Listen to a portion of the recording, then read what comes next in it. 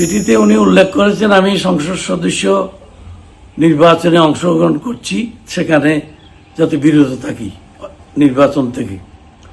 অন্যথায় তারা আমাকে শরীফ ওসমান হাদির মতো পরিণতি ভোগ করার কথা বলেছেন।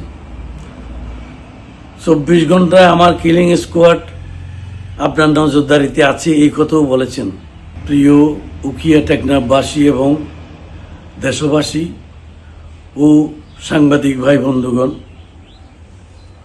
আজকে আমি একটা চিঠি হস্তান্তর আমাকে দিয়েছে পোস্ট অফিসের মাধ্যমে। চিঠির লেখক হচ্ছে মুমিনুল আলম, আঞ্চলিক কোঅর্ডিনেটর, ব্যাটালিয়ন 71, কক্সবাজার। চিঠিতে উনি উল্লেখ করেছেন আমি সংসদ সদস্য নির্বাচনে অংশগ্রহণ করছি, সেখানে যাতে বিরত থাকি নির্বাচন থেকে।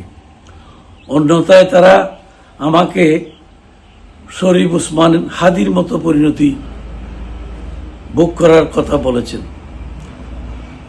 24 ঘন্টায় আমার কিলিং স্কোয়াড আপনার নজরদারিতে আছে, এই কথাও বলেছেন।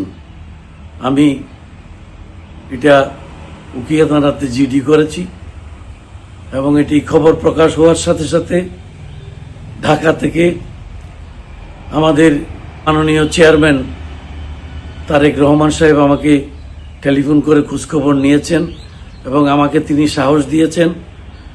আমি বলেছি ওনাকে ইনশাআল্লাহ তাআলা আমি নির্বাচন করে যাব হয়াতমত আল্লাহর হাতে, এই কথা আমি বিশ্বাস করি এবং সকলকে আমি আমার জন্য দোয়া করতে অনুরোধ করছি।